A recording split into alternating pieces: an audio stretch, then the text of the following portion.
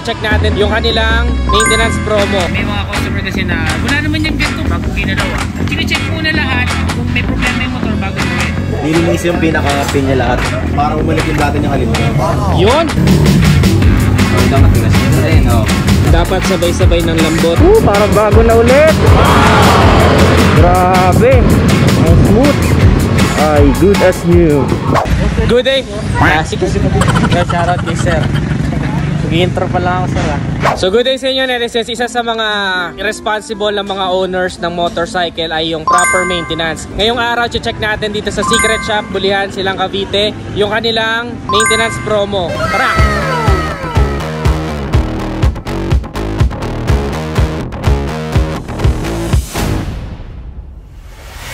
Ayan na nga ang ating panggilid. Binuksan na. So yan, inuumpisa na ni Boss Gerson yung aking motor na full maintenance. So syempre, CVT cleaning tayo. Tingin naman para baby ko si kulot, inaalis ng aking lungkot. Gano'n ka po. Ayan, gumagamit ng anong ginagamit mo?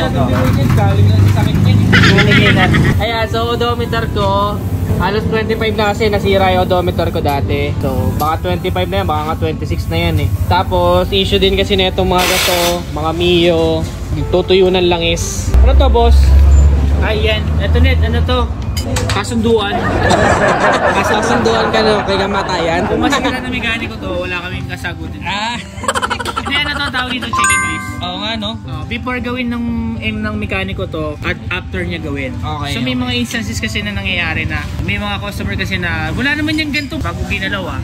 So para mawala yun. Saka para yung customers makita talaga niya na ginagawa yung motorsiklo niya. So ang tawag dito is procedure. Okay. So may checking list dito, chine-check dyan kung yung mga mileage, signal light, brake lights, gauge. Kasi yun yung mostly na minsan nagkakaproblema pala. So ang ginalaw pang gilid, tapos biglang nawala yung ilaw. So parang ang layo, diba? Yun yung para may sistema, no? System. Kumbaga, chine-check muna lahat kung may problema yung motor bago gawin. Tapos after, siyempre kailangan sigurado kami na bago ka umalis, okay yung motorsiklo mo. Pero may instances pa rin na nakakalusot, pero maliit na percentage na. Okay. At least honest kayo, di ba? Oo, at least ginagawa yung tamang trabaho. Of course, kung meron naman silang konting, bawa, hindi masyado satisfied, pwedeng mag-back job, di ba? Oo, may tinatawag tayong 1 month warranty. Tapos meron tayong admin na tumatawag every 10 days or 1 month. Okay, follow-up. Ang tawag doon after sales. Ayos. Maganda pala. So yun, Alices, okay dito sa Secret Shop. Actually, taga Laguna pa ako pero dinayo ko to dito kasi nga okay yung kanilang mga mekaniko. Ayan, no. Tingnan nyo, mapagkakatiwalaan naman tsaka maraming alam. Ayan pa nga si boss, diba? Clean cut. Gas and gas to. Ganyan dapat. Gas mo parang ano to eh? Pang ano? Diesel? Diesel? Aeroplano yan, boy! Dapat yung train na to eh. So, bali gagawin namin dito sa motor ko ngayon, throttle body cleaning, FI cleaning, tapos papalit na rin ako ng belt, tsaka bubuksan daw lahat. Update ko kayo kung anong magpapalitan dito. So, balikan ko kayo mamaya. Yun lang. Iba kasi hindi binubuksan to eh. Nililinis lang yan, pero dito. Ano yan? Anong tawag dyan? Ito yung lining niya. Lining, clutch lining. Iba kasi hindi tinatanggal to. Hindi tinatanggal yan. Hindi. Dito, tinatanggal natin yan dito. Para saan? Ibig sabihin, kasi minsan naglalak to, mahina yung pag-angat nung lining mo. Okay. Maganit na maganit. Kaya ito, babaklasin niya lahat mamaya. Okay. Sige. Tapos, nilinis yung pinaka-pin niya lahat. Ito yung pinaka-titi-titi niya. Pinaka-pin. Oo, para umalik yung dati niyang kalimutan. Yun! Balik alindog! Di para maramdaman ko din, no? Yung dating ganto ko dyan, no? Kasi yung iba, matigas na yan, pagbaklas niya, tignan mo, yung iba hindi na maangat. Oo. Nakaka-apekto yun sa performance. Performance. Pagka nalinis na yan, pwede na yan. Babalik na sa swing niya dati. Okay. Mabilis na lang mga lining niya. Alright. Gets ko. Mahusay. Ayan, sample. Yun. Tuning yan. Ano yung check mo dyan, pare? Okay. Yun. Ito yung clutch spring. Okay. Pero check natin ito mamaya. Tinanggal na natin. Ito yung check dyan, oh. Di ba matigas? Oo, tigas. Ito malambot. Okay. Ito matigas. Ito din, Diba? Kasi ibig sabihin hindi pare-parehas. May malambot, may matigas. Pag nire-rev mo yung motor, umangat to. Ito yung kumakabit sa clutch bell. Dapat sabay-sabay. Dapat sabay-sabay ng lambot ng ano.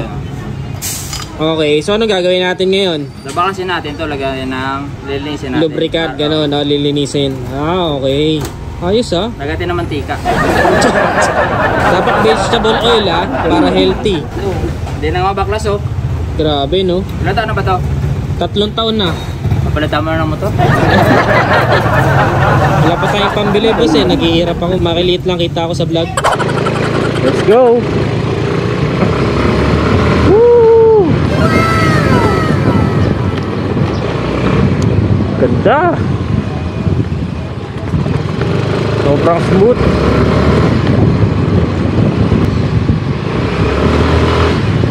Wow! Parang bago na ulit. Grabe, ang smooth. Wow, tas sabayan mo pa ng premium na gasolina. Ay, good as new. Sarap, solid. Woo! Gaspol. At ayun na, napaka-solid Derices. Bago ko pa full maintenance sa secret shop, nabibitin na ako dito sa motor ko. Gusto ko na sana mag-upgrade ng 150cc kasi lagi akong may angkas, tapos laging pataas yung mga dinadaanan namin. Meron pa akong box na mabigat. So yung mga bit-bit ko sobrang bibigat talaga, kaya sabi ko mag-upgrade na sana ako. And I just saved tons of money nung pina-full maintenance ko to dahil nasatisfy na ulit ako sa performance niya, lalo-lalo sa mga paakyat. At kahit mabigat kami, pinalitan lang ng G's yung bola niya kaya mas solid. Tapos throttle body cleaning, FI cleaning, linis pang gilid, palit ng belt. Everything is all good na, parang bago na ulit yung motor. Ayun lang, dapat meron tayong preventive maintenance na ginagawa yearly or according sa inyong manual, ilang odometer. Sundin nyo lang yun at makakatipid kayo. Hindi nyo naman kailangan palagi magpalit ng motor. Ang kailangan nyo lang alagaan yung mga motor ninyo. You don't have to impress yung mga tao sa paligid ninyo. As long as nakakapunta to sa point A to point B, goods na yun. Parehas lang din naman pag nagpalit ka ng motor dalawa lang din naman na makakasakay, di ba? Isa lang may aangkas mo. So magkakatalo na lang talaga sa performance ng makina, no? So far, goods na goods yung performance nito. Lahat naman ay gumagana, mga ilaw, na-check na lahat. So good as new na ulit. So very satisfied ako. Thank you sa Secret Shop, Bulihan silang Cavite para sa full maintenance ng motor na to. Kayo Nerices, gaano katagal na sa inyo yung motor ninyo? Ito sa akin is 3 years na. Comment nyo sa ibaba ko ilang taon na yung mga motor ninyo and naalagaan nyo ba silang ng maayos. As long as naalagaan nyo kasi yung mga motor ninyo, hindi rin kayo pababayaan. So ayun lang, hindi nyo kailangan mag-upgrade kada taon ng motor. Kailangan nyo lang alagaan sa maintenance para mas makatipid kayo. Ganun pa rin naman yun, point A to point B makakapunta ka pa rin kahit anong motor mo, no? So ayun lang Nerices, that's it for today's vlog. Kung nagustuhan mo, don't forget to give this video a heart or a thumbs up. Follow this page for more. Again, this is Adriano. Always keep it cool and ride safe always.